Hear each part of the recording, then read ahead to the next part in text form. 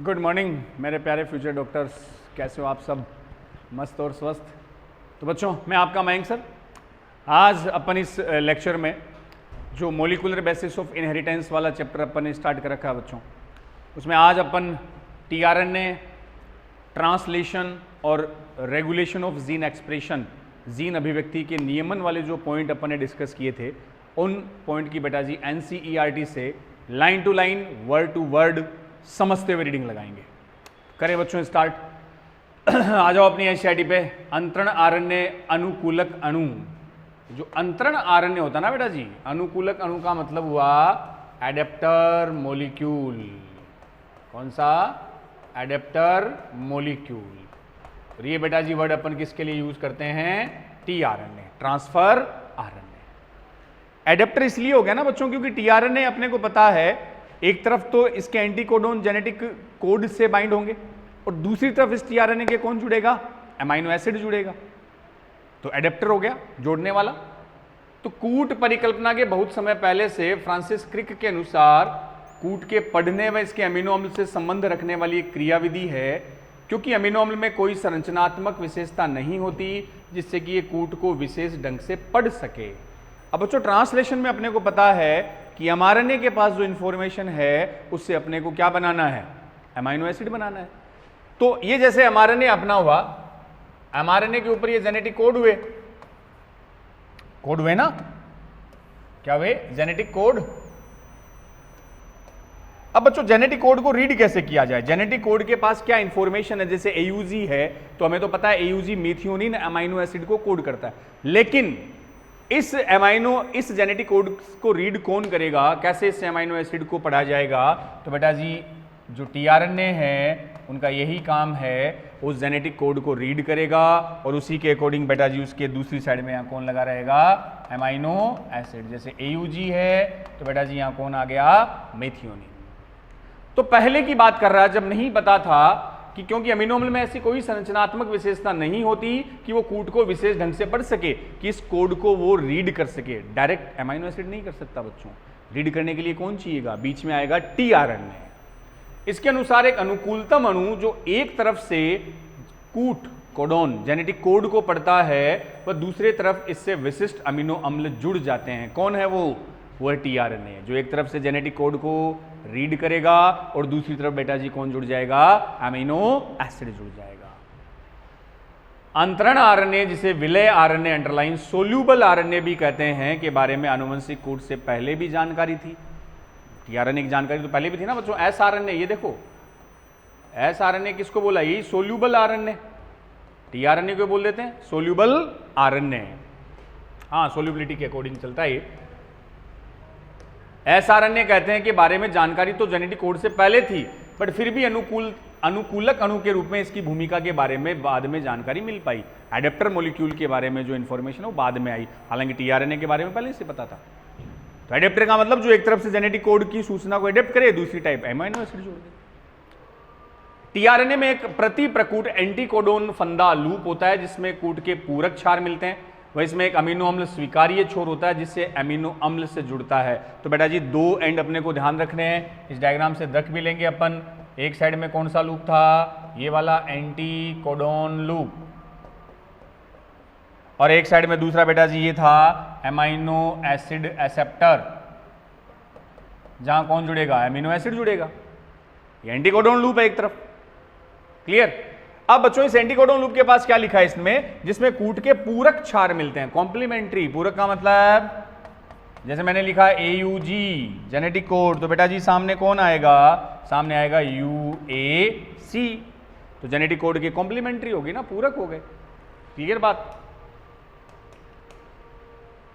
जिससे अमीनो अम्ल से जुड़ता है। प्रत्येक अमीनो अम्ल के लिए विशिष्ट अंडरलाइन टीआरएनए होता है। तो हर बेटा जी कोडोन के लिए, अमाइनो एसिड के लिए एक विशेष टीआरएनए है। हालांकि जो स्टॉप कोडोन थे, वो जो 3 बेटा जी स्टॉप कोडोन आते हैं, उनके लिए कोई टीआरएनए नहीं होता। बिल्कुल सही, उनके लिए कोई टीआरएनए नहीं होता। तो प्रत्येक के लिए विशेष टीआरएनए होता है। प्रारंभन हेतु दूसरा विशिष्ट टीआरएनए होता है जिसे प्रारंभक टीआरएनए कहते हैं। बच्चों देखो, प्रारंभक इनिशिएटर टीआरएनए, जो प्रारंभ करने वाला है वो प्रारंभक टीआरएनए कहलाता है। कौन सा है अभी अपन देखेंगे। इसके रोध प्रकूट के लिए अंडरलाइन कोई टीआरएनए नहीं होता। रोध प्रकूट बोले तो स्टॉप कोडोन के लिए कोई टीआरएनए नहीं होता। स्टॉप कोडोन कौन से थे, यूएजी, यूजीए, यूए, इनके लिए कोई टीआरएनए नहीं होगा। स्टॉप कोडोन बेटा जी किसी भी एमिनो एसिड को निरूपित या प्रदर्शित नहीं करते। उपरोक्त चित्र में टीआरएनए की द्वितीयक संरचना 2D स्ट्रक्चर दिखाई है जो क्लोवर लीफ लाइक होती है, क्लोवर लीफ लाइक स्ट्रक्चर होती है। और वास्तविक बेटा जी जो 3D स्ट्रक्चर है उसमें टीआरएनए एक सघन अणु है जो उल्टे प्रतीप एल की आकृति का दिखाई देता है। 2D क्लोवर लीफ लाइक और 3D inverted L shaped structure. Clear. तो स्टॉप कोडोन के लिए कोई टीआरएनए नहीं होगा। और ये बेटा जी जो इनिशिएटर प्रारंभक टीआरएनए ना, ये थोड़ा सा मैं बता देता हूं। प्रारंभक टीआरएनए कौन सा होगा बताओ देखे। अब बच्चों जो, चलो यहां थोड़ा सा मैं बता दूं फिर इन डायग्राम को भी अपन समझते हैं। पहला जो जेनेटिक कोड है फर्स्ट कोडोन बेटा जी किसको बोलते हो। पहला कोडोन फिक्स होता ना AUG, इनिशिएटर प्रारंभक कोडोन है। अब इस कोडोन से जो टीआरएनए जुड़ेगा बोलो देखे, उसका एंटीकोडोन भी बेटा जी क्या होगा, UAC। तो पहला जेनेटिक कोड AUG है, फिक्स है। उससे बाइंड होने वाला टीआरएनए ये होगा जिसका एंटीकोडोन UAC होगा। तो बच्चों जिस टीआरएनए का एंटीकोडोन UAC होता है ये वाला, या जो AUG या फर्स्ट कोडोन से जुड़ता है, इसी को बोल देंगे हम इनिशिएटर टीआरएनए, प्रारंभक टीआरएनए, जिसके पास एंटीकोडोन UAC। तो प्रारंभक कोडोन से जो जुड़ेगा वही प्रारंभक टीआरएनए होगा। और स्टॉप कोडोन के लिए कोई टीआरएनए नहीं होता। चलो अब ऊपर वाला एक इंपॉर्टेंट डायग्राम बच्चों ये देखो, नई एनसीईआरटी में आ गए डायग्राम, इनको ध्यान से देख लेना, समझ लेना क्या कहते हैं। इंपॉर्टेंट डायग्राम है। टीआरएनए दिख रहा आपको, ये बेटा जी एमआरएनए है, वही 5 to 3 डेज, रीडिंग तो 5 to 3 डेज ही होगी ना। क्लियर। अब एमआरएनए पे कोडोन है कोई AGU, ये फर्स्ट नहीं है, वो AUG होता है, AGU ऐसे देके बता दिया। एक दे रखा है UAC, ये कोडोन है बच्चों। इन कोडोन के लिए टीआरएनए पर कौन है, एंटी कोडोन। अब रीड करने का तरीका देखना बच्चों, ध्यान से देखियो बोर्ड पे। ये टीआरएनए का 5वां एंड है, 5वां ऐसे चल रहा है, और फिर ये आ गया 3rd एंड। तो पहली चीज जो एमिनो एसिड जुड़ता ना बच्चों, वो टीआरएनए के कौन से एंड पे जुड़ेगा, 3rd एंड पर। ध्यान रख लेना, टीआरएनए के कौन से एंड पर, 3rd एंड पर कौन जुड़ेगा, एमिनो एसिड।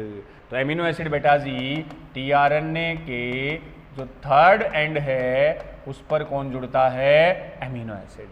पहली इंपॉर्टेंट चीज साइड में लिख लियो। दूसरी बात बच्चों, रीड देखो कैसे करते हैं।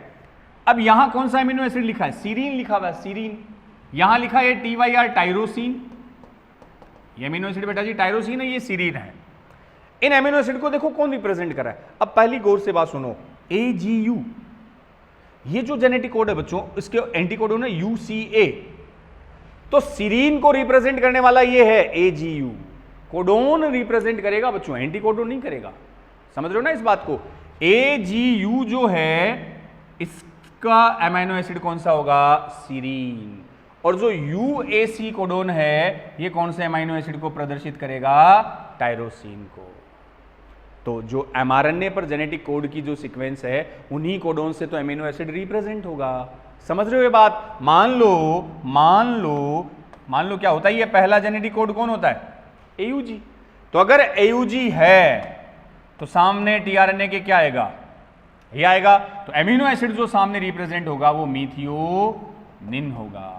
तो मीथियोनिन को रिप्रेजेंट कर रहा है AUG। तो कोडोन रिप्रेजेंट करते हैं ना कि एंटी कोडोन। इंफॉर्मेशन तो कोडोन के पास ही होती है बच्चों।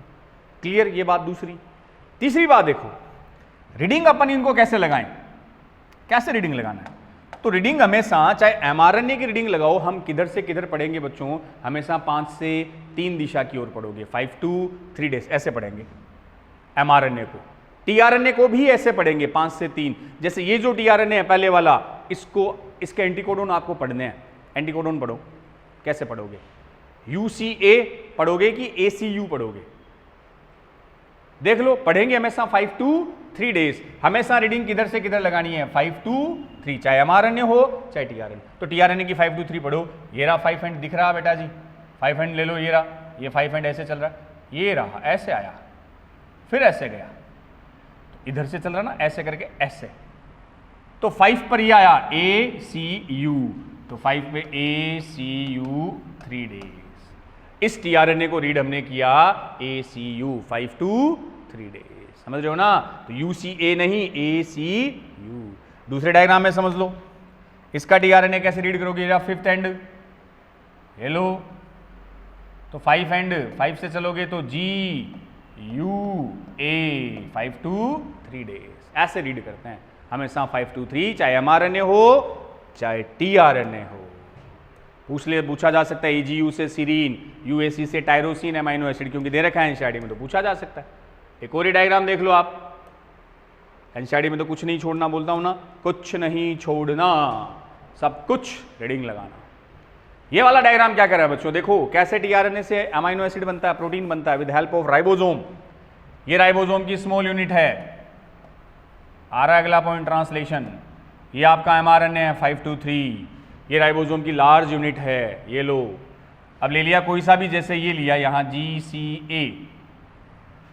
GCA के ऊपर है CGT, amino acid alanine, GUU, इसका एमाइनो एसिड वैलिन, आगे बेटा जी AAU, ये रहा, ये वाला ना बच्चों, इसका एमाइनो एसिड है एस्पार्जिनेज,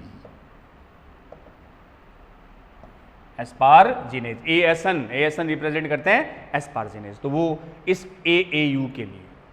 तो ये आपको पता ही है बच्चों, जब टीआरएनए राइबोसोम की लार्ज यूनिट में एंट्री करेगा तब उसके ऊपर एमाइनो एसिड जुड़ा रहेगा, जुड़ा रहता है, इसलिए अपन ने उसको बोला चार्ज या लोडेड टीआरएनए। कौन सा टीआरएनए? चार्ज या तो लोडेड।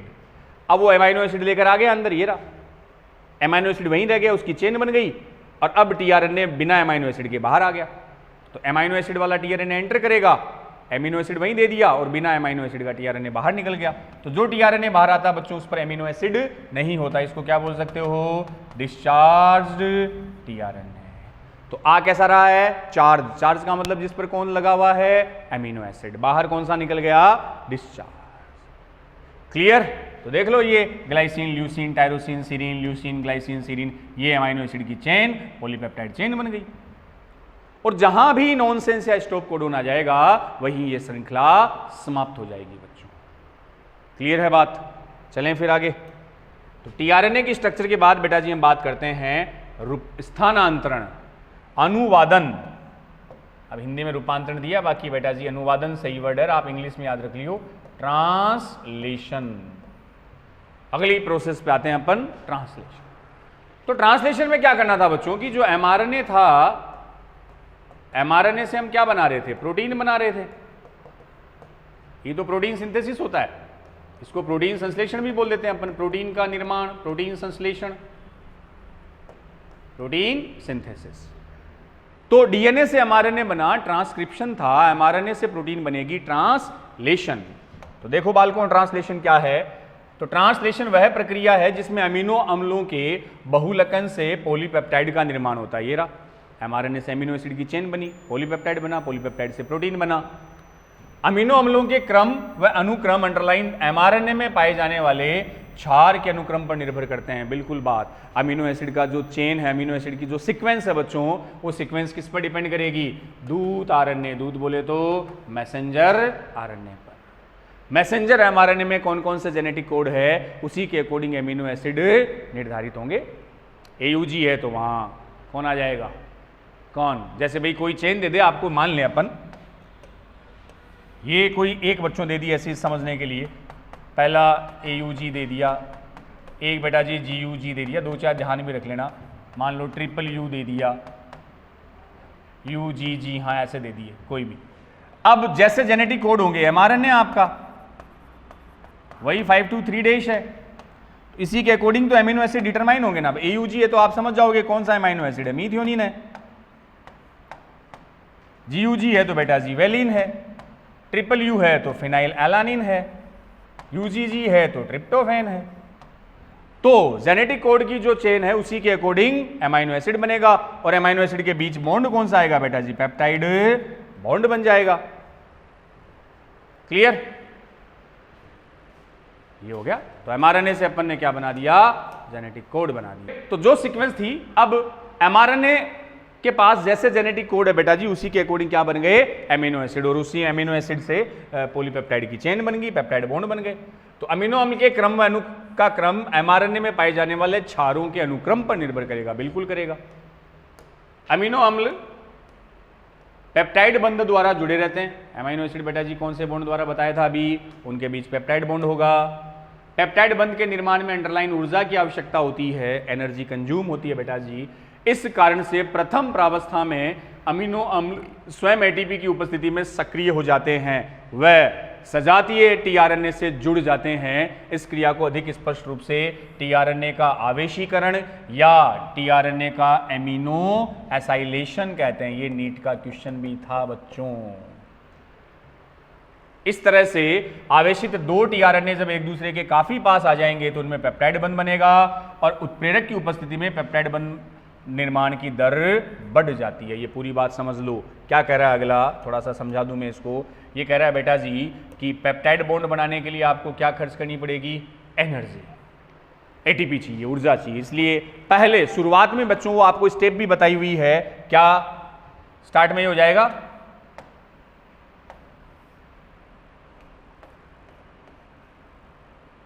स्टार्ट में बच्चों शुरू में क्या हो गया, सबसे पहले एमाइनो एसिड किससे जुड़ता है, एटीपी से। एक वो स्पेशल एंजाइम भी होता है, हाँ, टीआरएनए सिंथेटेज वाला। इस बच्चों एटीपी से जुड़कर सबसे पहले एमाइनो एसिड क्या बना रहा था, amino acid AMP enzyme complex, और साथ में वो पायरोफॉस्फेट, वो अलग हो गए थे। तो स्टार्ट में क्योंकि पेप्टाइड बॉन्ड बनाने के लिए ऊर्जा चाहिए, इसलिए एमाइनो एसिड शुरू में किससे जुड़ गया, एटीपी से जुड़ गया, और एमिनो एसिड क्या हो गया, एक्टिव हो गया। क्लियर। अब बच्चों ये जो एक्टिव एमिनो एसिड है, कौन सा, एक्टिव एमिनो एसिड, क्योंकि एएमपी है साथ जुड़ा हुआ है। अगले स्टेज में बेटा जी जो एक्टिव एमिनो एसिड का कॉम्प्लेक्स है ये जुड़ेगा सजातीय टीआरएनए से। तो अभी टीआरएनए के पास कोई एमिनो एसिड नहीं है। अब बच्चों ये जो एमिनो एसिड है वो जाके जुड़ जाएगा किसके साथ, टीआरएनए के साथ। जुड़ते ही आपके पास ये आ गया एमिनो एसिड टीआरएनए कॉम्प्लेक्स, और साथ में वो एएमपी अलग गया और वो एंजाइम अलग हो गया। तो इधर जो टीआरएनए था ना, क्या बच्चों, ये जो टीआरएनए था, चलो कलर थोड़ा चेंज कर लें, ये ले आता है, लो आपका फेवरेट ये कलर आ गया। इस टीआरएनए पर अभी एमिनो एसिड नहीं है बच्चों, डिस्चार्ज है। अब ये एमिनो एसिड किस पर जुड़ेगा, टीआरएनए पर, ये इधर लो। तो जिस टीआरएनए पर एमिनो एसिड जुड़ जाएगा वो क्या कहलाएगा, चार्ज टीआरएनए या लोडेड टीआरएनए। ये चार्ज टीआरएनए हो गया। तो एमिनो एसिड उस टीआरएनए पर आकर बाइंड हो गया। तो पहले एमिनो एसिड एक्टिव हो रहा है, अब एक्टिव एमिनो एसिड जाके जुड़ रहा है किससे, टीआरएनए से, अब वो कहलाएगा चार्ज या लोडेड टीआरएनए। क्लियर है। ये क्वेश्चन भी बना था, क्योंकि पेप्टाइड बॉन्ड बनाने के लिए क्या चाहिए, एनर्जी। अब बच्चों ये कह रहा है ये सारा काम राइबोसोम की लार्ज यूनिट में तो होता है। तो राइबोसोम की बड़ी यूनिट में जब दो चार्ज टीआरएनए एमिनो एसिड जुड़े हुए टीआरएनए पास आएंगे तो क्या होगा, ये लो एक एमिनो एसिड ये मान लो, एक दूसरा मान लो, तो दोनों एमिनो एसिड पास आएंगे तो बीच में क्या बनेगा, पेप्टाइड बॉन्ड बनेगा। वहां एक कैटेलिस्ट काम आएगा, वो भी अपन बात करेंगे, राइबोजाइम, आरएनए वाला एंजाइम। आ रहा आगे, अगले पैराग्राफ पर आ जाओ। कोशिकीय कारखाना जो प्रोटीन संश्लेषण के लिए आवश्यक है वह राइबोसोम है, अंडरलाइन। तो सेल की प्रोटीन फैक्ट्री आप किसको बोलते हो, राइबोसोम को बोलते हैं। राइबोसोम संरचनात्मक आरएनए व लगभग 80 विभिन्न प्रोटीन से मिलकर बना होता है। तो बच्चों राइबोसोम किसका बना होगा, राइबोसोम बनेगा rRNA plus protein. RRNA, rRNA का पूरा नाम ही क्या है, राइबोसोमल आरएनए या संरचनात्मक आरएनए, स्ट्रक्चरल आरएनए, क्योंकि राइबोसोम की स्ट्रक्चर बनाता है। तो तीनों आरएनए आ गए। एमआरएनए के पास जेनेटिक कोड है, इंफॉर्मेशन है। आरआरएनए राइबोसोम बना रहा है और टीआरएनए एमाइनो एसिड लेकर आ रहा है। तीनों का रोल है बच्चों प्रोटीन सिंथेसिस में, बिल्कुल। ये अपनी निष्क्रिय अवस्था में दो उप इकाइयों, बड़ी और छोटी उप इकाई से मिलकर बना होता है। बिल्कुल बेटा जी, राइबोसोम की दो इकाइयां हैं, एक बड़ी इकाई होती है, एक छोटी इकाई होती है।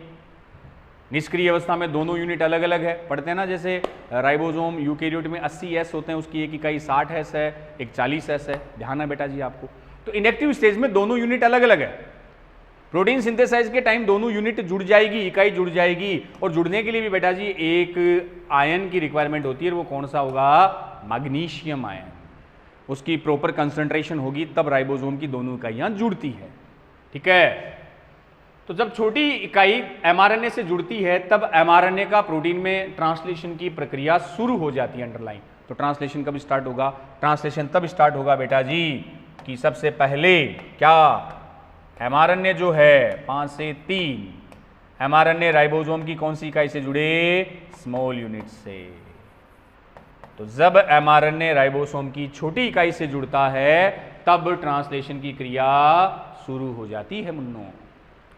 बड़े लार्ज यूनिट में 2 स्थल होते हैं जिससे बाद में अमीनो अम्ल जुड़कर एक दूसरे के काफी पास आ गए, जिससे पॉलीपेप्टाइड पेप्टाइड बंध बन गया। राइबोसोम अंडरलाइन पेप्टाइड बंध के निर्माण के लिए उत्प्रेरक राइबोजाइम का काम करता है। स्टार लगा लियो, ये भी नीट में आया हुआ क्वेश्चन है। अब इसने कहा कि बड़ी इकाई में 2 स्थल होते हैं, हालांकि आपको 3 साइड बता रखी है बच्चों। राइबोसोम की जो बड़ी लार्ज यूनिट है इसमें 3 साइड, एक पी साइड होती है, एक ए। एनसीईआरटी में 2 ही दे रखी है। पी को बोल दो पेप्टाइडिल साइट, ए को बेटा जी एमिनो एसाइल साइट, पेप्टाइडल स्थल और एमिनो एसाइल स्थल याद आएगा। एक वो ई एग्जिट साइड भी होती है। तो बच्चों पहला जो पेप्टाइडिल साइट है आपको बताया हुआ है, फर्स्ट जो टीआरएनए होगा, पहला टीआरएनए हमेशा किस साइट पे जुड़ेगा? पेप्टाइडिल साइट पे। क्यों? क्योंकि जो पेप्टाइडिल साइट है वही बेटा जी फर्स्ट कोडोन के पास होती है। तो पहला जेनेटिक कोड एयूजी उसके ठीक सामने है, वो पी साइट है। तो पहला टीआरएनए हमेशा कहां जुड़ेगा? पी साइट पर आके जुड़ेगा। बाद वाले जो टीआरएनए है सेकंड, थर्ड, फोर्थ बेटा जी वो सारे के सारे बाद में आके जुड़ते हैं किस साइट पर? ए साइट पर। क्लियर? बट पहला फर्स्ट टीआरएनए इनिशिएटर टीआरएनए हमेशा जुड़ेगा पी साइट पर, ध्यान रख लियो। रिमेनिंग फिर ए साइट पर आ रहे। अब एक एमिनो एसिड ये आ गया, दूसरा ये आ गया। दोनों जब साइट टीआरएनए पास आएंगे तो इन एमिनो एसिड के बीच क्या बनेगा? पेप्टाइड बॉन्ड बन जाएगा। उस बॉन्ड को बनाने के लिए बेटा जी एक वेरी इंपॉर्टेंट एंजाइम रिक्वायर्ड होता है। उस एंजाइम को नाम दिया राइबोजाइम। हम बोलते हैं अधिकतर एंजाइम प्रोटीन के बने होते हैं, सारे एंजाइम प्रोटीन के नहीं होते। राइबोजाइम एक ऐसा एंजाइम है जो आरएनए से बना होता है। बिल्कुल बेटा जी। इसका एग्जांपल यहां वो पेप्टाइडिल ट्रांसफेरेज लिख लियो साइड में, पेप्टाइडिल ट्रांसफेरेज। नाम ही पेप्टाइडिल है तो ये पेप्टाइड बॉन्ड बनाने की प्रोसेस को उत्प्रेरित करेगा, बढ़ाएगा। अब इसके दोनों एग्जांपल राइबोजाइम के, एक 23S आरआरएनए, एक 28S आरआरएनए राइबोसोमल आरएनए से बने होते हैं, इसलिए राइबोजाइम है। 23 जो बच्चों है ये तो होता है बैक्टीरिया प्रोकैरियोट में, और जो 28 है वो यूकैरियोट में, ध्यान रख लियो। तो अपने यहाँ प्रोकैरियोट ही है तो उसमें 23 राइबोसोमल आरएनए होते हैं ना। राइबोसोम की यूनिट जब आप पढ़ते हो बेटा जी, प्रोकैरियोट में 70S है, यूकैरियोट में 80S है, तो उनमें होते हैं प्रोकैरियोट में 23S राइबोसोमल आरएनए और यूकैरियोट में 28S राइबोसोमल आरएनए। बैक्टीरिया की बात आए तो बैक्टीरिया मोनेरा प्रोकैरियोट्स है, उसमें 23S आ जाएगा। एस वो यूनिट होती है ना, स्वेदबर्ग बोलते हैं अपन सेडिमेंटेशन में जो यूनिट। क्लियर? चलो फिर आगे लिख लेना साइड में दोनों। एमआरएनए में ट्रांसलेशन इकाई आरएनए का अनुक्रम है जिसके किनारों पर प्रारंभक प्रकूट जो ट्रांसलेशन यूनिट है जिस पर ट्रांसलेशन हो रहा है बच्चों एमआरएनए की, उस पर स्टार्ट में तो एयूजी है, प्रारंभक कोडोन बोल सकते हो, स्टार्ट कोडोन स्टार्ट करने वाला है। वह रोध प्रकूट लास्ट में स्टॉप कोडोन मिलते हैं जो पॉलीपेप्टाइड का कूट लेखन करेंगे पूरी चेन। हालांकि स्टॉप कोडोन से बेटा जी कोई एमिनो एसिड रिप्रेजेंट नहीं होता, वो 3 है स्टॉप कोडोन, ध्यान है आपको। एमआरएनए में कुछ अतिरिक्त अनुक्रम होते हैं जो ट्रांसलेटेड नहीं होते, उन्हें यूटीआर अनट्रांसलेटेड रीजन कहते हैं। यूटीआर दोनों 5वें किनारे एयूजी के पहले और तीसरे किनारे पर स्टॉप कोडोन के बाद स्थित होते हैं। ये प्रभावी ट्रांसलेशन प्रक्रिया के लिए आवश्यक है, तो इफेक्टिव ट्रांसलेशन के लिए आवश्यक है, बट खुद ट्रांसलेटेड नहीं होते। कैसे बेटा जी, कौन से बताए आपको, ये बता दिए। ये अपना एमआरएनए है 5 to 3 days, ठीक है। इधर पहला कोड कौन सा मान लिया मैंने, एयूजी, इधर मान लो यूएजी। यूएजी स्टॉप कोडोन है, वो 3 में से कोई भी लिख दिया। ये प्रारंभन कोडोन है, तो इससे पहले एयूजी के पहले वाला पार्ट और इधर स्टॉप कोडोन के बाद वाला पार्ट। एयूजी के पहले ये भी यूटीआर है और ये भी यूटीआर है। अनट्रांसलेटेड रीजन जो ट्रांसलेटेड नहीं होता, हालांकि ट्रांसलेशन की स्थानांतरण प्रक्रिया को प्रभावी बनाने के लिए आवश्यक है। पोजीशन आ सकती है बच्चों, यूटीआर कहाँ है? प्रारंभक कोडोन से पहले और स्टॉप कोडोन के बाद। क्लियर बात हो गई? चलो फिर आगे।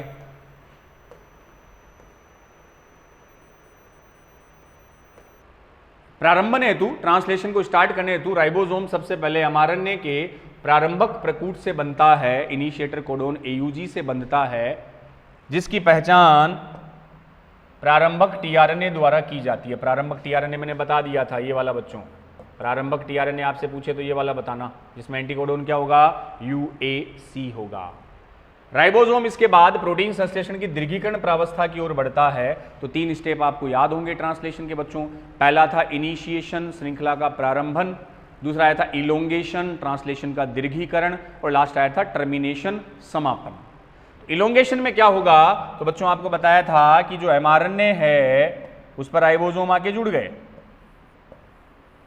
अब मूवमेंट किसकी होगी? ये mRNA मान लो बच्चों, ये मेरी फिंगर, ये राइबोसोम जुड़ गया। तो mRNA मूव नहीं करेगा, mRNA अपनी जगह रहेगा। उस mRNA पर अब धीरे धीरे मूव कौन करेगा? राइबोसोम मूव करेगा। राइबोसोम चलता रहेगा, बस जैसे जैसे चल रहा है वैसे वैसे अमीनो एसिड की चेन बन रही है। और जहां mRNA पर स्टॉप कोडोन आए वहीं ट्रांसलेशन रुक गया। क्लियर? तो बेटा जी मूवमेंट या मूव कौन करेगा? राइबोसोम करेगा, mRNA नहीं, राइबोसोम करेगा। किधर से किधर करेगा? तो फिक्स है, RNA के 5 to 3 days, 5 से 3 दिशा की ओर मूव कर रहा है राइबोसोम। और राइबोसोम की मूवमेंट के लिए जो एनर्जी की रिक्वायरमेंट है बेटा जी ध्यान रखना, यहां ऊर्जा कौन देगा? GTP, guanosine triphosphate. तो राइबोसोम गति कर रहा है mRNA पर 5 से 3 दिशा की ओर और एनर्जी दे रहा है GTP, वही दीर्घीकरण है। चलो पढ़ियो इस लाइन को। तो इस अवस्था में अमीनो अम्ल टीआरएनए से जुड़कर एक जटिल रचना का निर्माण करते हैं, जो आगे चलकर टीआरएनए के एंटीकोडोन से पूरक क्षारयुग्म बनाकर mRNA के उचित प्रकूट से जुड़ जाते हैं। बिल्कुल, तो बाहर टीआरएनए है, टीआरएनए के पास अमीनो एसिड है, वो टीआरएनए अंदर आता रहेगा राइबोसोम के अंदर। पहला टीआरएनए आपको P साइट पर जोड़ना है, बाकी टीआरएनए A साइट पर जुड़ेंगे, वही कह रहा है। और एंटीकोडोन के पास कोडोन का कॉम्प्लीमेंट्री बेस होगा, पूरक क्षार होंगे। राइबोसोम अंडरलाइन दूत आरएनए के साथ एक प्रकूट से दूसरे प्रकूट की ओर जाता है। राइबोसोम mRNA पर एक कोडोन से दूसरे कोडोन की ओर जाएगा। एक के बाद एक अमीनो अम्लों के जुड़ने से पॉलीपेप्टाइड अनुक्रमों का स्थानांतरण होगा। जो डीएनए द्वारा निर्देशित अंडरलाइन वह mRNA द्वारा निरूपित होते हैं। तो बेटा जी जो अमीनो एसिड बनेंगे उन्हें डिक्टेट करेगा डीएनए। मेन इंफॉर्मेशन तो डीएनए के पास ही तो थी, डीएनए ने तो mRNA को सूचना दी थी कोडोन के रूप में। डिक्टेट डीएनए करेगा और रिप्रेजेंट mRNA करेगा, क्योंकि mRNA की सूचना से ही अमीनो एसिड बन रहे हैं। अंडरलाइन कर लेना। अंत में विमोचन कारक रिलीजिंग फैक्टर बताया था, RF रिलीजिंग फैक्टर का स्टॉप कोडोन से जुड़ने से ट्रांसलेशन प्रक्रिया का समापन हो जाता है और राइबोसोम से पॉलीपेप्टाइड चेन अलग हो जाती है। तो लास्ट में रिलीजिंग फैक्टर आ गया, तो वो स्टॉप कोडोन से जुड़ेगा और जहां स्टॉप कोडोन आ गए बच्चों वहीं ट्रांसलेशन समाप्त हो जाएगा, क्योंकि हमें पता है स्टॉप कोडोन के लिए कोई टीआरएनए नहीं होता और ना ही बच्चों स्टॉप कोडोन किसी एमिनो एसिड को रिप्रेजेंट या प्रदर्शित करते हैं। ठीक बात। अब एक चीज ये भी देख लेना, कई सारे राइबोसोम बेटा जी, एक से ज्यादा राइबोसोम एक श्रृंखला में अरेंज होते हैं और उनके बीच में अमीनो एसिड ए होता है। इसके लिए एक वर्ड आता है, एक mRNA बीच में प्लस मैनी राइबोसोम। ध्यान रख लियो, फिर पूछा हुआ क्वेश्चन बता रहा हूं। कई राइबोसोम है आपस में जुड़ गए, श्रृंखला बन गई और बीच में वो आपका क्या है mRNA, जिससे प्रोटीन एमिनो एसिड बनाना है। तो एक mRNA के साथ कई राइबोसोम जुड़े, many ribosome with single mRNA। इस स्ट्रक्चर को क्या बोलोगे? बोलो बोलो बोलो मेरे फ्यूचर डॉक्टर्स, पॉली राइबोसोम या बेटा जी पॉलीसोम। ये आपकी सेल वाले चैप्टर में वर्ड दे रखा है, also called ergosome. Poly ribosome, poly का मतलब ज्यादा, कई राइबोसोम, mRNA एक, या पॉलीसोम या इर्गोसोम कहलाता है। ठीक है रे।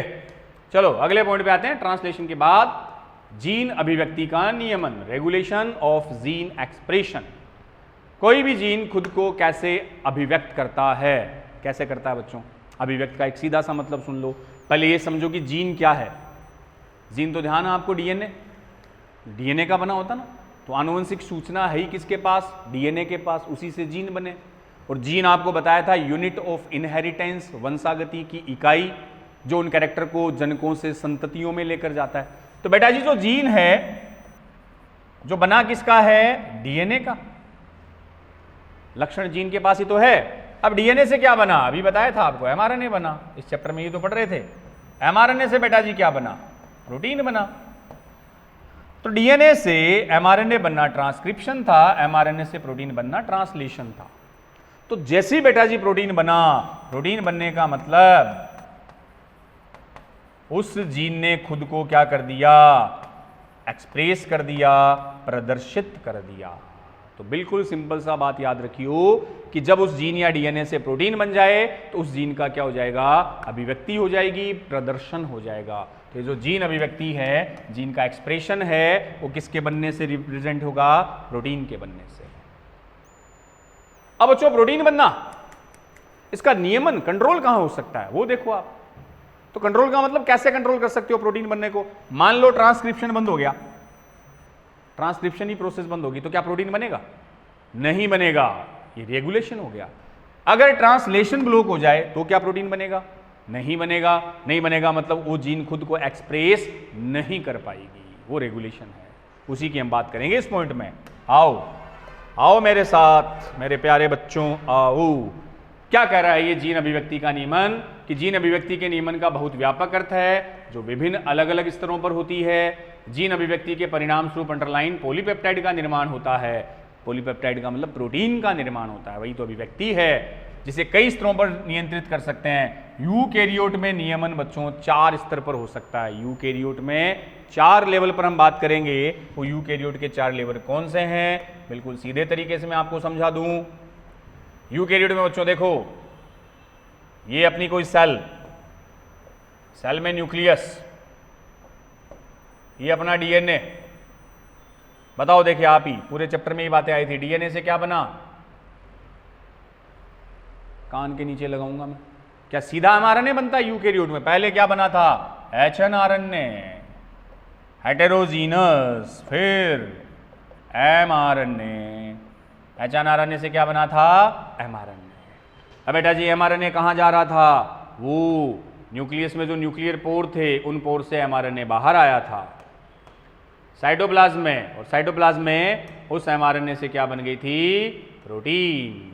एमआरएनए से प्रोटीन बनना ट्रांसलेशन, डीएनए से एचएनआरएनए बनना ट्रांसक्रिप्शन, एचएनआरएनए से एमआरएनए बनना स्प्लाइसिंग। याद होगी ये बातें तो अपने को यूकैरियोट में। तो यूकैरियोट में बच्चों 4 लेवल पर अपन नियमन कर सकते हैं। पहला 8 ट्रांसक्रिप्शन लेवल, अनुलेखन स्तर पर, ये ट्रांसक्रिप्शन लेवल पर, ट्रांसक्रिप्शन ही अगर रुक गया तो आगे प्रोटीन नहीं बनेगी। दूसरा बेटा जी 8 स्प्लाइसिंग लेवल, 8 स्प्लाइसिंग लेवल। अगर स्प्लाइसिंग नहीं हुआ मतलब एचएनआरएनए से अगर एमआरएनए नहीं बना तो क्या प्रोटीन बनेगा? नहीं बनेगा। तीसरा बेटा जी, अब देखो एमआरएनए कहां आएगा? न्यूक्लियस से साइटोप्लाज्म में आएगा। ट्रांसक्रिप्शन और स्प्लाइसिंग तो न्यूक्लियस में हो रही है बच्चों, ट्रांसलेशन साइटोप्लाज्म में होता है। उसके लिए एमआरएनए को कहां आना पड़ेगा? साइटोप्लाज्म में। तो अगर बेटा जी एमआरएनए साइटोप्लाज्म में आ ही नहीं पाए, ये न्यूक्लियर पोर ही ब्लॉक हो जाए, तो क्या प्रोटीन बनेगा? नहीं बनेगा। तो तीसरा level transportation of mRNA from nucleus to cytoplasm. MRNA का केंद्रक से कोशिका द्रव्य में परिवहन, अगर ये नहीं होगा तो आगे प्रोटीन नहीं बनेगा। और 4th लेवल कौन सा हो गया? 8 ट्रांसलेशन लेवल, अनुवादन स्तर पर। तो इन 4 लेवल पर यूकैरियोट में बच्चों जीन रेगुलेशन को क्या किया जाता है? नियंत्रित, नियमित किया जाता है। समझ लेना इस डायग्राम से। अब चलो, हाँ, तो यूकैरियोट में नियमन कई 4 स्तर पर हो सकता है। पहला ट्रांसक्रिप्शन लेवल, जहां प्रारंभिक अनुलेख, प्राइमरी ट्रांसक्रिप्ट बनता है। बिल्कुल एचएनआरएनए को बेटा जी बोलते हैं ना प्राइमरी ट्रांसक्रिप्ट बता रखा है। एचएनआरएनए पहले ट्रांसक्रिप्शन से बनेगा, वो प्राइमरी ट्रांसक्रिप्ट है। दूसरा स्प्लाइसिंग संबंधन, लैक्टोज जो जीवाणु के ऊर्जा के स्रोत है की अनुपस्थिति में बीटा गैलेक्टोसाइडेज एंजाइम का संश्लेषण नहीं होता है। अगर मान लो मीडियम में लैक्टोज है, मान लो बच्चों लैक्टोज है, तभी तो बीटा गैलेक्टोसाइडेज बनेगा, क्योंकि बीटा गैलेक्टोसाइडेज का काम उस लैक्टोज का तोड़ना है। अगर लैक्टोज है ही नहीं तो इस एंजाइम की रिक्वायरमेंट नहीं होगी बस। तो अगर वो लैक्टोज है तभी जीन एक्टिव होकर उस एंजाइम को बनाएगी, अगर वो लैक्टोज नहीं है तो बेटा जी वो जीन बीटा गैलेक्टोसाइडेज सिंथेसाइज नहीं करती, आवश्यकता है तभी बनेगा। इस कारण से साधारण शब्दों में कहा जाए तो ये एक मेटाबॉलिक, फिजियोलॉजिकल और वातावरण स्थिति है जो जीन की अभिव्यक्ति को नियमित करती है। मतलब जीन अभिव्यक्ति का नियमन बेटा जी वातावरण, एनवायरनमेंट पर भी डिपेंड करेगा। कैसे? वातावरण की बात मैं ऐसे कर लूं कि जैसे बेटा जी बैक्टीरिया है, ई कोलाई मान लो बैक्टीरिया, ये कल्चर मीडियम है, माध्यम है। तो अगर बैक्टीरिया जिस माध्यम में वृद्धि कर रहा है उस माध्यम में बेटा जी हमने लैक्टोज मिला दिया, माध्यम में क्या डाल दिया? लैक्टोज। तो मीडियम में जब लैक्टोज होगा तभी तो बैक्टीरिया में बीटा गैलेक्टोसाइडेज बनेगा और उस लैक्टोज को तोड़ा जाएगा। अगर लैक्टोज है ही नहीं तो बेटा जी बीटा गैलेक्टोसाइडेज का काम ही नहीं है, तो जीन उसको बनाएगी नहीं। तो जीन का अभिव्यक्त होना मीडियम एनवायरनमेंट पर भी डिपेंड करता है, आसपास के एनवायरनमेंट, वातावरण पर। तो अगर उस मीडियम एनवायरनमेंट में लैक्टोज है तब तो वो जीन बीटा गैलेक्टोसाइडेज बनाएगी, अन्यथा नहीं बनाएगी। क्लियर है बात? एनवायरमेंटल इफेक्ट भी होता है। एक भ्रूण का वयस्क जीव में विकास व विभेदन जीन के विभिन्न समूहों की अभिव्यक्ति समन्वित नियमन का परिणाम है। जैसे एक एग्जांपल दे दिया कि भ्रूण से बच्चों जब वयस्क एम्ब्रियो से अपन डेवलप होते हैं, भ्रूणावस्था से जब हम विकसित होते हैं, उसमें भी कई जीन हैं जो विभेदन और अपने को डेवलप करते हैं। उन जीन को बच्चों सामूहिक रूप से एक वर्ड देते हैं होम्योटिक जीन। आप याद साइड में लिख लेना वर्ड होम्योटिक जीन। ऐसी जीन जो विभेदन एम्ब्रियो से जब अपन पूरी तरह से विकसित अवस्था में आएंगे, ऑर्गन निर्माण, डिफरेंशिएशन, इन सब के लिए जिम्मेदार है होम्योटिक। तो बॉडी में बेटा जी जो भी जीन है वो किसी न किसी वर्क फंक्शन कंट्रोल करती है, कार्य को नियंत्रित करती है। आगे एक पॉइंट आएगा HGP, ह्यूमन जीनोम प्रोजेक्ट, उसमें बताएंगे बॉडी में कितनी क्या जीन ह्यूमन में आइडेंटिफाई हुई है, कैसे क्या उनका रोल है, वो सारी बातें। तो ये होम्योटिक जीन है जो भ्रूण से वयस्क जीव में विकास व विभेदन वाली प्रोसेस को कंट्रोल करती है। अब चलो प्रोकैरियोट की बात आए। वैसे ये एग्जांपल सब प्रोकैरियोट के रेफरेंस में है बच्चों, ई कोलाई बैक्टीरिया, प्रोकैरियोट। असीम केंद्र की प्रोकैरियोट में जीन अभिव्यक्ति के नियंत्रण के लिए कुछ ऐसे प्रभावी स्थल है जो अनुलेखन प्रारंभिन की दर को नियमित करते हैं। मतलब मेन प्रोकैरियोट में बेटा जी 2 ही लेवल पर हो जाता है। जैसे यूकैरियोट में आपको 4 लेवल बताए थे ना, प्रोकैरियोट में जो आपका डीएनए है, डीएनए से सीधा बना एमआरएनए, एमआरएनए से बना प्रोटीन, क्योंकि वहां स्प्लाइसिंग थोड़ी होती है, प्रोकैरियोट में नहीं होती ना बच्चों। तो एक कंट्रोल लेवल ट्रांसक्रिप्शन है और दूसरा कंट्रोल ट्रांसलेशन है, बस 2 ही स्टेप होते हैं प्रोकैरियोट में। उसमें भी मेन जो कंट्रोल है वो ट्रांसक्रिप्शन पर होता है। मुख्य अगर रेगुलेशन की बात की जाए, प्रमुख रूप से रेगुलेशन होगा वो ट्रांसक्रिप्शन लेवल पर होगा, अनुलेखन स्तर पर होगा। ये लाइन है। ऐसे प्रभावी स्थल जो मेनली अनुलेखन प्रारंभन की दर को, ट्रांसक्रिप्शन ही उसको कंट्रोल करेगा। अनुलेखन इकाई में एक निश्चित उन्नायक के साथ आरएनए पॉलीमरेज की क्रियाशीलता अतिरिक्त प्रोटीन से पारस्परिक क्रिया द्वारा उसे नियमित होती है। उन्नायक बेटा जी प्रमोटर, ये कुछ वर्ड आप इंग्लिश में याद रख लियो, अभी लेक ओपेरोन में बताऊंगा मैं, आपको ध्यान है बेटा जी। वो देखो ये जो ओपेरोन होता है ना, एक डीएनए का सेगमेंट है, ये 2-3 वर्ड इससे क्लियर हो जाएंगे। प्रोकैरियोट में डीएनए का एक सेगमेंट है, डीएनए का एक टुकड़ा है जिसको ओपेरोन बोला जा सकता है, ठीक है। अब डीएनए का सेगमेंट है तो बेटा जी डीएनए पर तो जीन होगी, इस पर जैसे promoter, inhibitor, promoter, operator, structural gene, अलग अलग जीन होती है, ध्यान है आपको। तो प्रमोटर है, ऑपरेटर है, संरचनात्मक जीन है, हर जीन के अलग अलग रोल है। अब बेटा जी प्रमोटर पे कौन जुड़ता है? हाँ, यहाँ एक एंजाइम जोड़ा था हमने, आरएनए पॉलीमरेज, बिल्कुल ये लेकोपेरोन में आती है सारी चीजें। आरएनए पॉलीमरेज जो ट्रांसक्रिप्शन के लिए आवश्यक है, वो कहाँ, कौन सी जीन पर? प्रमोटर वाले पार्ट पे जुड़ेगा। तब ऑपरेटर को आदेश मिलेगा और ऑपरेटर इस स्ट्रक्चरल जीन, संरचनात्मक जीन को बोलकर क्या बनवा देगा? प्रोटीन बना देगा। प्रोटीन बनने का मतलब इस जीन ने खुद को अभिव्यक्त या एक्सप्रेस कर दिया है। तो प्रमोटर के साथ आरएनए पॉलीमरेज की क्रियाशीलता अतिरिक्त प्रोटीन से पारस्परिक क्रिया द्वारा उसे कंट्रोल करती है, जो प्रारंभक स्थल के पहचान में इसे सहयोग देते हैं, इनिशिएशन में सहयोग करते हैं, ट्रांसक्रिप्शन के प्रारंभ करने में हेल्प करते हैं। ये नियामक प्रोटीन सहयोगात्मक या असहयोगात्मक दोनों रूप में कार्य कर सकती है बच्चों। रेगुलेटरी प्रोटीन, देखो अब 2-3 बातें, हिंदी में थोड़ी सी लैंग्वेज कॉम्प्लेक्स है। जो आई होती है ना, आई को बेटा जी कौन सी जीन बोला गया? रेगुलेटर जीन, नियामक जीन ही तो होता है। और वैसे आई शब्द का मतलब था इनहिबिटर, संदमक। तो आई जीन से वो प्रोटीन बनती है ना रिप्रेशर प्रोटीन, संदमक प्रोटीन, जो ऑपरेटर से जुड़कर उसको इनएक्टिव कर देगी। और इनएक्टिव होने का मतलब आपका जो ओपेरोन है वो बंद हो जाएगा, इनएक्टिव हो जाएगा, रुक जाएगा। तो रुकने वाले स्टेज में तो आप उसको क्या बोल सकते हो? असहयोगात्मक, रिप्रेशर है, दमनकारी है। कुछ केसेज में बेटा जी ये प्रेरक भी हो सकता है, लैक्टोज जहां इंड्यूसर का काम करता है वो उसको सक्रिय एक्टिव कर देगा। दोनों ही बातें आ जाएगी। प्रोकैरियोट डीएनए में प्रमोटर स्थल की उपलब्धता प्रोटीन की विशेष अनुक्रम ऑपरेटर कहते हैं से अन्योन्य क्रिया द्वारा नियमित होती रहती है। प्रचालक, अब देखो प्रमोटर किसके पास है बच्चों? ऑपरेटर के पास है। तो आरएनए पॉलीमरेज प्रमोटर से जुड़ा, फिर वो आगे ऑपरेटर से स्ट्रक्चरल जीन की ओर जाएगा और ऑपरेटर कंट्रोल करेगा स्ट्रक्चरल जीन को। तो जो प्रचालक है इनको आप इंग्लिश में याद रख लेना बच्चों, ऑपरेटर है ये, तभी थोड़े से क्लियर होंगे माइंड में, है ना। वो लेक्चर अच्छे से देख लियो, उसमें बता रखा है। अधिकतर ओपेरोन में जो प्रचालक स्तर है, ऑपरेटर है, वो प्रमोटर के पास में स्थित होता है। बिल्कुल, जो ऑपरेटर है वो किसके पास में है? प्रमोटर के पास में स्थित है। और अधिकतर स्थिति में प्रचालक के अनुक्रम दमनकारी प्रोटीन से बंध जाते हैं। बिल्कुल, ये रहा आई जो है, आई बेटा जी कौन सी प्रोटीन बनाएगा? रिप्रेशर प्रोटीन, जिसको हिंदी में बोला दमनकारी प्रोटीन। और ये रिप्रेशर प्रोटीन जाके कहां जुड़ेगी? ऑपरेटर पे। ये तो था। तो अधिकतर स्थिति में ऑपरेंड के अनुक्रम दमनकारी प्रोटीन रिप्रेशर प्रोटीन से बंध जाते हैं। प्रत्येक ओपेरोन का यहां अंडरलाइन करना अपना विशिष्ट प्रचालक, ओपेरोन व दमनकारी होता है। मतलब हर ओपेरोन के पास एक खुद का स्पेशल रिप्रेशर प्रोटीन और ऑपरेटर होता है। जैसे हम लेक ओपेरोन की बात करेंगे तो उसके पास बेटा जी खुद का लेक ऑपरेटर और एक विशेष रिप्रेशर प्रोटीन होती है, वो उसी के साथ जुड़ेगा। हर ओपेरोन के पास एक विशिष्ट रिप्रेशर और ऑपरेटर होता है। कहने का मतलब ये है।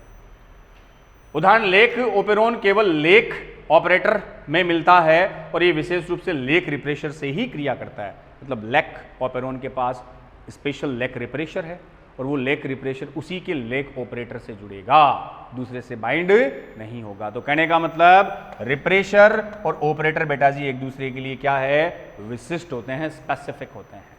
अब चलो इसको अपन समझते हैं लेक ऑपेरोन के साथ ही। लेक ऑपेरोन बच्चों इंपॉर्टेंट पॉइंट है। मोल बायो के चैप्टर से 4 से 5 कई बार 6 क्वेश्चन तक भी पूछ लिए जाते हैं। उसमें एक क्वेश्चन जो है इन जनरल वो इस लेक ऑपेरोन वाले पॉइंट से आता है बच्चों।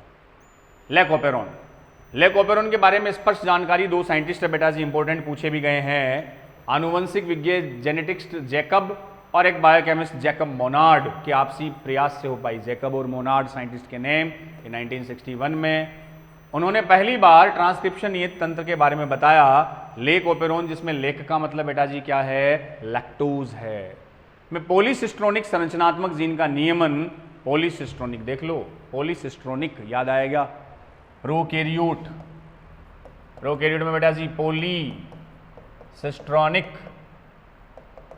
और यूकैरियोट मोनोसिस्ट्रोनिक, याद आया? सिस्ट्रोन, सिस्ट्रोन बेटा जी functional unit of DNA, gene के इसको समान मानते हैं ना अपन, cistron functional unit of DNA. अब यूकैरियोट में तो बच्चों ये होता है कि अपने में जो एमआरएनए है उससे एक पॉलीपेप्टाइड बेटा जी, एक विशिष्ट होता है एक पॉलीपेप्टाइड के लिए। एक जीन एक एमआरएनए से एक पॉलीपेप्टाइड तो मोनोसिस्ट्रोनिक।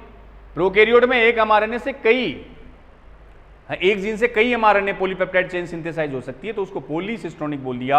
अपने में एक जीन से एक एमआरएनए प्रोटीन मोनोसिस्ट्रोनिक। तो पी से प्रोकैरियोट और पी से पॉलीसिस्ट्रोनिक। यहां मेन एक्सपेरिमेंट ई कोलाई पर है, बैक्टीरिया पर है।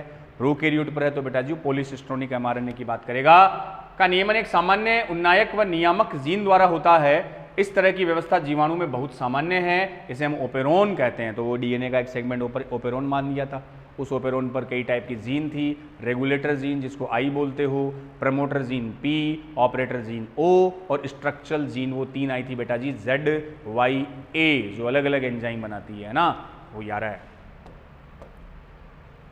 इसके अलावा ऐसे कुछ और उदाहरण हैं, जैसे लेक प्रचारक तो आ गया, लेक ओपेरोन है बच्चों, ट्रिप ओपेरोन TRP, पूरा नाम है बेटा जी tryptophan operon, tryptophan amino acid होता ना, TRP एरा, एटा नहीं एरा है ये, एरा ओपेरोन, एरा वर्ड यहाँ एरेबिनोज ओपेरोन की बात कर रहा है। और हिज मतलब हिस्टिडीन ओपेरोन, ये भी अमीनो एसिड है बेटा जी हिज। और वेल का मतलब यहाँ VAL वेलिन ओपेरोन, ये अमीनो एसिड के नाम से दे रखे हैं। अपने सिलेबस में जो डिटेल में है वो लैक ओपेरोन की बात अपन यहाँ डिटेल में करेंगे, हिस्टिडीन, ट्रिप्टोफैन, एरेबिनोज, वेलिन ओपेरोन। चलो, लेक ओपेरोन एक नियामक रेगुलेटर जीन आई यहाँ बेटा जी, आई का मतलब इंड्यूसर नहीं इनहिबिटर है, ठीक है ना, संदमक रोकने वाले के लिए यूज करता, आई मतलब इनहिबिटर। और 3 यहां संरचनात्मक जीन है Z, Y और A से मिलकर बना होता है। आई जीन लेक प्रचालक के दमनकारी का कूटलेखन करता है, तो आई जीन से बेटा जी क्या बनेगा, वही ये अपना ऑपरेटर है, अभी बता रहा था ना, इसमें मेरा प्रमोटर, आई इनहिबिटर, प्रमोटर, ऑपरेटर, और ये 3 संरचनात्मक जीन Z, Y, A।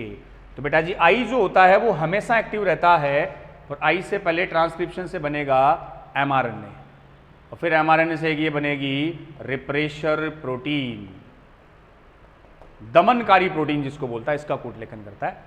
और ये जो दमनकारी रिप्रेशर प्रोटीन है बेटा जी कहाँ जाके जुड़ेगी आपको पता है, अभी बता रहे थे, रिप्रेशर जो दमनकारी प्रोटीन है वो जाके जुड़ जाएगी ऑपरेटर से, और ये ऑपरेटर को इनएक्टिव कर देगी, ब्लॉक कर देगी।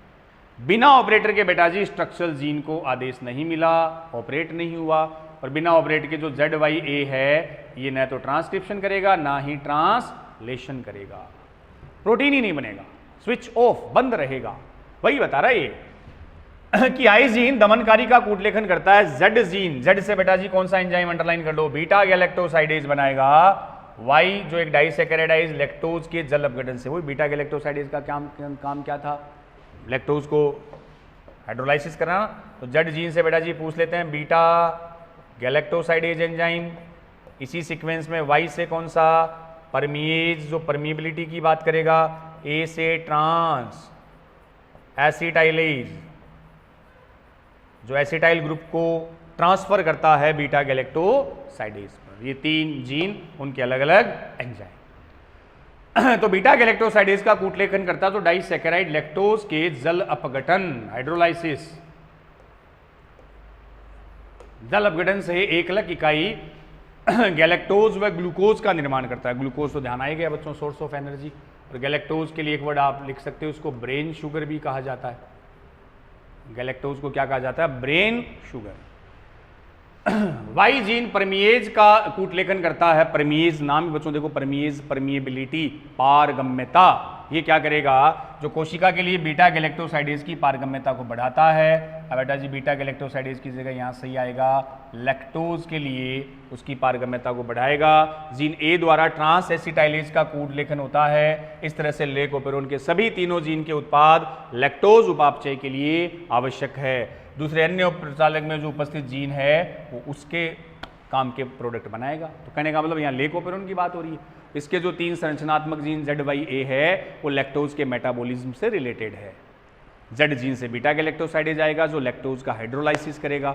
Y जीन से परमिएज आएगा जो पारगम्यता लैक्टोज के लिए बढ़ाएगा, ये भी बताएंगे अभी। और बच्चों A से ट्रांस एसिटाइलेज जो बीटा गैलेक्टोसाइडेज के लिए एसिटाइल ग्रुप को ट्रांसफर करता है। Trans acetylase, transfer acetyl group. Clear? आते हैं परमिएज, देखो क्या करता है, अभी समझाता हूं मैं इसको।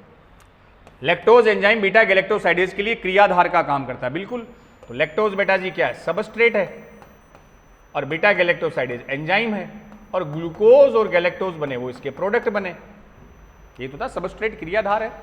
एंजाइम में पढ़ते हो आप, जो प्रचालक की सक्रियता के आरंभ या निष्क्रियता को नियमित करता, तो लैक्टोज उसको स्विच ऑन और स्विच ऑफ को कंट्रोल करता है। हम लैक्टोज को यहाँ प्रेरक कहते हैं, इंड्यूसर कहते हैं। अब देखो क्या है, पहले मैं थोड़ा से वो 2 डायग्रामेटिक जो बता रखे हैं ये समझा देता हूँ आपको, इससे समझ आ जाएगा। पहला केस बच्चों, प्रेरक की अनुपस्थिति में। प्रेरक कौन है, लैक्टोज। अगर ये मीडियम में एब्सेंट हो तो क्या होगा, बिना लैक्टोज एलोलैक्टोज के क्या होगा, आई जीन अपना काम करेगी, ये रिप्रेशर है तो दमनकारी, पहले एमआरएनए बनाया, ट्रांसक्रिप्शन, फिर ट्रांसलेशन से रिप्रेशर प्रोटीन बना दी, दमनकारी प्रोटीन बन गई। आई जीन हमेशा एक्टिव रहती है। अब ये रिप्रेशर प्रोटीन जाके किससे जुड़ी? ऑपरेटर से जुड़ी बेटा जी, और इसने ऑपरेटर में दमनकर से बंधन होने के बाद आरएनए पॉलीमरेज द्वारा ये अनुलेखन बाधित, पॉलीमरेज आगे ट्रांसक्रिप्शन कर ही नहीं पाएगा, क्योंकि पॉलीमरेज कहां जुड़ती है? आरएनए पॉलीमरेज जुड़ती है बेटा जी इस प्रमोटर से, आरएनए पॉलीमरेज यहां जुड़ेगा, तो पॉलीमरेज आगे जाएगा इन संरचनात्मक जीन के पास, तभी तो ट्रांसक्रिप्शन होगा। अब बेटा जी बीच में तो बैरियर आ गया, रिप्रेशर प्रोटीन आ गई, तो आरएनए पॉलीमरेज संरचनात्मक जीन तक नहीं आएगा, तो ना ट्रांसक्रिप्शन और ना ट्रांसलेशन, तो प्रोडक्ट या एंजाइम नहीं बनेंगे। तो बेटा जी आप बोल सकते हो कि अपना जो लेकोपेरोन है वो फिलहाल स्विच ऑफ है, बंद है। कब? जब मीडियम में लैक्टोज या प्रेरक नहीं है, इंड्यूसर ही नहीं है। समझ लो इस बात को। दूसरी स्थिति, जब मीडियम में क्या मिलाया? लैक्टोज मिला दिया प्रेरक की उपस्थिति में। प्रेरक दो है बेटा जी, लैक्टोज और एक इसका आइसोमर एलोलैक्टोज, दोनों इंड्यूसर है। इसमें से भी अगर एक मेन इंड्यूसर की बात आए ना तो एलोलैक्टोज है बेटा जी, मेन एलोलैक्टोज है। इनमें से कोई प्रेजेंट है तो क्या होगा? देखो आई अपना काम करेगी, आई जीन हमेशा सक्रिय रहती है, ये भी ध्यान रख लेना। ऐसी जीन बेटा जी जो सदैव सक्रिय रहे, सदैव सक्रिय का मतलब वो सदैव अपना काम करेगी, अपना प्रोडक्ट बनाएगी। तो आई जीन का काम है कौन सा प्रोडक्ट बनाना? रिप्रेशर प्रोटीन बनाना, वो हमेशा बनाएगी, चाहे माध्यम में लैक्टोज हो या नहीं हो, कोई फर्क नहीं पड़ता। ऊपर भी बना रही थी, यहां भी बना रही थी। तो ऐसी जीन जो सदैव सक्रिय रहे बेटा जी, उस जीन के लिए भी एक वर्ड आता है कॉन्स्टिट्यूटिव जीन, कॉन्स्टिट्यूटिव या हाउस कीपिंग जीन बोल देते हैं, लिख लियो साइड में। ऐसी जीन जो सदैव क्या रहे? सक्रिय, सेल में सदैव सक्रिय रहने वाली जीन हाउस कीपिंग या कॉन्स्टिट्यूटिव जीन कहलाती है। जैसे अभी पीछे पढ़ाया था, एम्ब्रियो से डेवलपमेंट जब होता है वयस्क अवस्था में, तो अंगों का विभेदन परिवर्धन के लिए होम्योटिक जीन बताई थी, नाम होते हैं जीन के। तो आई वही ट्रांसक्रिप्शन से बेटा जी रिप्रेशर एमआरएनए बनाया, ट्रांसलेशन से क्या बन गया? रिप्रेशर प्रोटीन बन गया, दमनकारी प्रोटीन बन गई। अब जब लैक्टोज माध्यम में नहीं था तो ये रिप्रेशर प्रोटीन कहां जाके जुड़ रही थी? ऑपरेटर से, ऊपर देखा था, और ऑपरेटर को ब्लॉक कर रही थी, रोक रही थी आगे की एक्टिविटी। लेकिन अब माध्यम में कौन आ गया?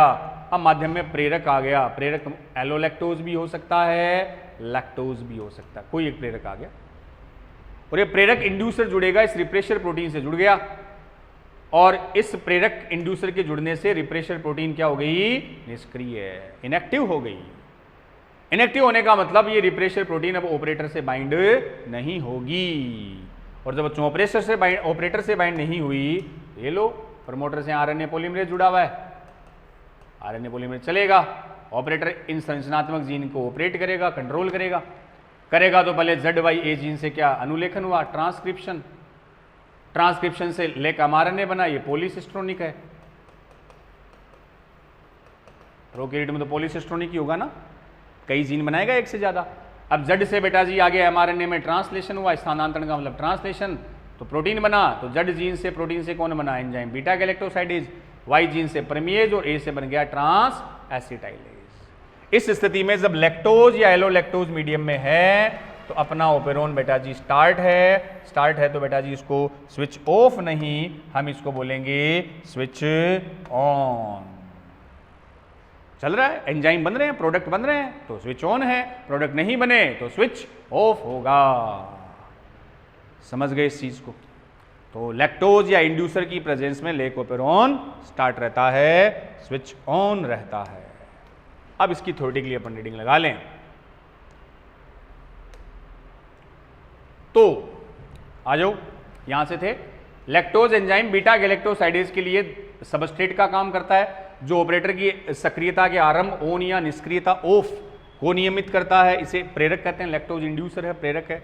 सबसे उपयुक्त कार्बन स्रोत ग्लूकोज की अनुपस्थिति में यदि जीवाणु के संवर्धन माध्यम में लैक्टोज डाल दिया जाए तब परमेज की क्रिया द्वारा लैक्टोज कोशिका के अंदर अभिगमन करता है। यहां करेक्शन करके दे दिया। देखो बच्चों एक चीज सुन लो, कोई भी सेल हो वो ऊर्जा स्रोत के रूप में या किसी भी सेल का जो फेवरेट एनर्जी सोर्स है वो है ग्लूकोज।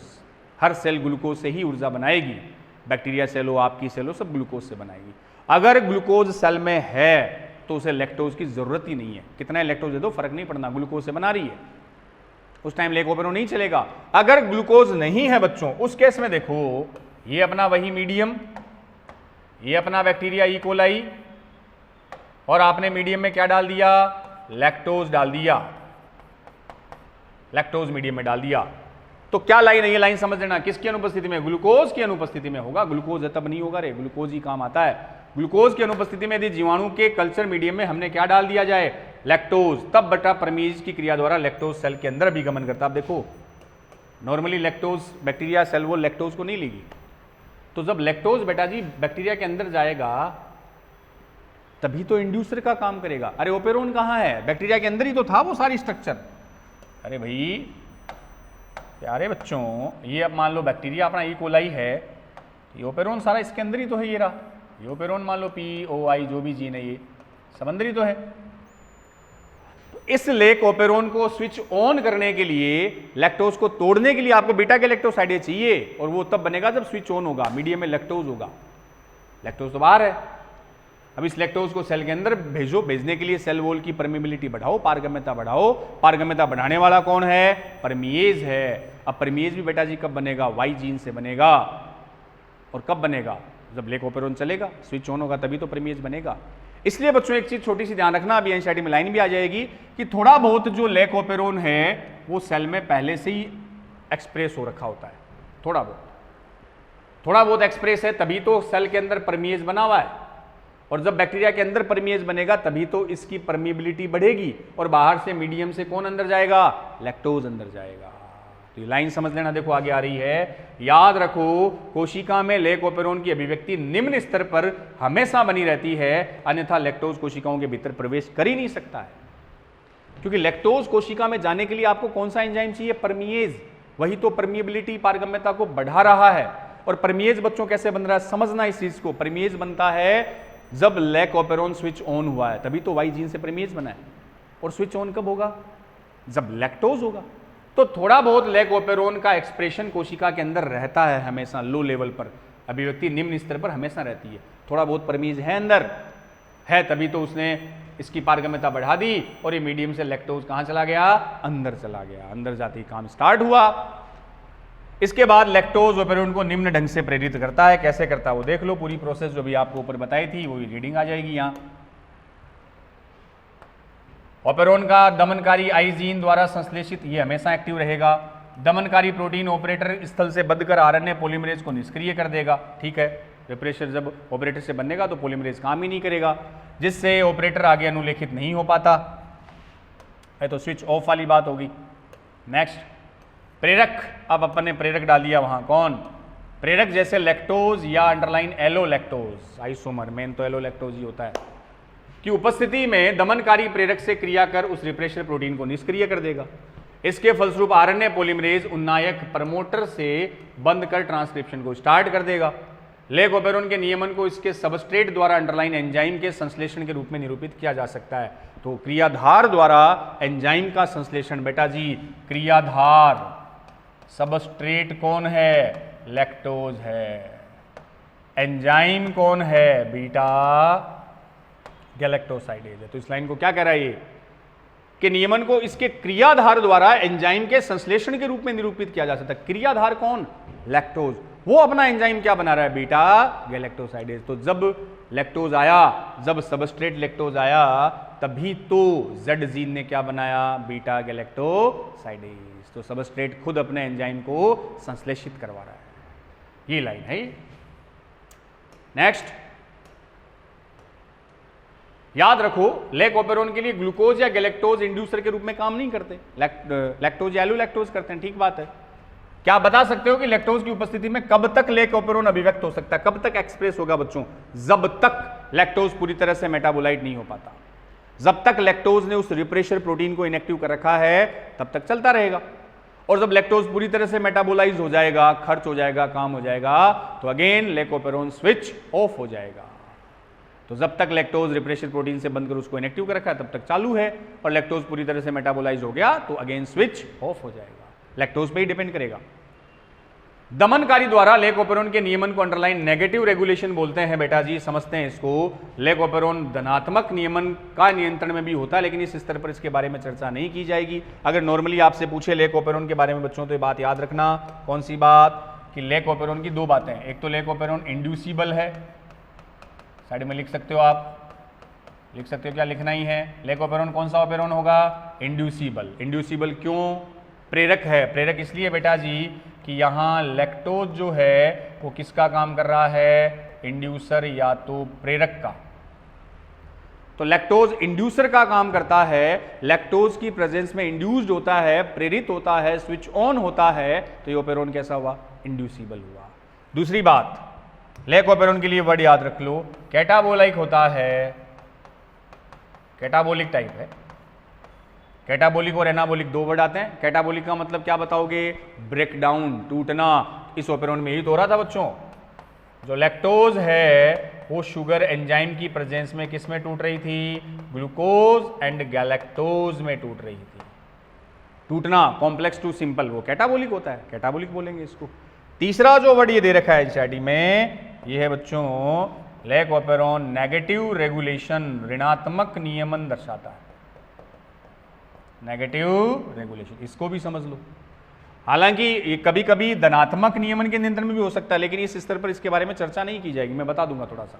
इन जनरल आपसे पूछे ना लेक ओपेरोन क्या है, किसका एग्जाम्पल है, तो आप नेगेटिव ही बताओगे। नेगेटिव रेगुलेशन, ऋणात्मक नियम। नेगेटिव रेगुलेशन का मतलब बच्चों ये है, देखो सरल सा समझा दूं मैं आपको, कि रेगुलेटर जीन का प्रोडक्ट, इफ रेगुलेटर जीन कौन सी बेटा जी? आई। इसका प्रोडक्ट, रेगुलेटर जीन का उत्पाद, इसका प्रोडक्ट क्या है बोलो देखे, क्या बना रहा था ये बना रहा था रिप्रेशर प्रोटीन, दमनकारी प्रोटीन, संदमन प्रोटीन तो बना रही थी। तो यदि रेगुलेटर जीन का प्रोडक्ट ऑपरेटर से बाइंड होकर उसे इनएक्टिव कर दे, निष्क्रिय कर दे, अवरुद्ध कर दे, तो इस रेगुलेशन को क्या बोला जाएगा? Negative regulation. सरल सा तरीका याद रखने का। नेगेटिव रेगुलेशन का अभिप्राय क्या बच्चों? कि रेगुलेटर जीन का उत्पाद, रेगुलेटर जीन यहां कौन है? आई। उसका प्रोडक्ट क्या था? रिप्रेशर प्रोटीन, संदमनकारी प्रोटीन। तो रेगुलेटर जीन का अगर प्रोडक्ट ऑपरेटर से जुड़कर ओपेरोन के ऑपरेटर से जुड़कर अगर उसकी प्रोसेस को इनएक्टिव कर दे, रोक दे, आरएनए पॉलीमरेज की सक्रियता को कम कर दे, तो वो नेगेटिव रेगुलेशन कहलाएगा। ऐसा ही तो हो रहा था। रिप्रेशर प्रोटीन ऑपरेटर से जुड़कर उसको बेटा जी आरएनए पॉलीमरेज की एक्टिविटी को कम कर रही थी, तो आगे स्विच ऑफ हो गया था, इनएक्टिव हो गया था, हम इसको बोलेंगे नेगेटिव रेगुलेशन। समझ गए? अभी जो पॉजिटिव लिखा ना वो भी थोड़ा सा समझ तो लो, कि धनात्मक नियमन भी बोल सकते हैं। कब बोल सकते हैं? तो उसमें एक बेटा जी प्रोटीन है CAP, कैटाबोलाइट, बता देता हूं आपको, एक्टिवेटर प्रोटीन, कैटाबोलाइट एक्टिवेटर प्रोटीन। ये प्रोटीन अगर बच्चों जुड़े, ये प्रोटीन क्या करती है? Increase efficiency of RNA polymerase. ये बेटा जी प्रोटीन अगर उस ओपेरोन ऑपरेटर से जुड़े तो आरएनए पॉलीमरेज की एफिशिएंसी बढ़ेगी, आरएनए पॉलीमरेज की जो कार्य दक्षता है, क्षमता, वो बढ़ेगी। और कार्य दक्षता बढ़ने का मतलब आप इसको क्या बोल दोगे? Positive regulation. बढ़ना पॉजिटिव, कम होना नेगेटिव। लेकिन वो किसकी प्रेजेंस में? कैटाबोलाइट एक्टिवेटर प्रोटीन। वो इस एंजाइम की एफिशिएंसी को बढ़ा देगी। ये एंजाइम ही तो ट्रांसक्रिप्शन करवा रहा था। और इन जनरल रेगुलेटर जीन का प्रोडक्ट इस एंजाइम की एफिशिएंसी एक्टिविटी को कम कर रहा है। तो आपसे सीधा सा पूछे कि लेक ओपेरोन क्या है, ऑप्शन में नेगेटिव भी है, पॉजिटिव भी है, तो एक आंसर देना हो तो पहले क्या करोगे? Negative regulation. क्लियर है बच्चों?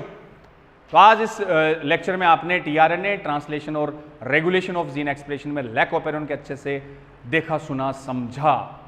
अगले लेक्चर में बेटा जी जो HGPO DNA फिंगरप्रिंटिंग हम उसके बारे में अच्छे से डिस्कस करेंगे। तब तक आप मस्त रहें, स्वस्थ रहें, स्टडी में व्यस्त रहें।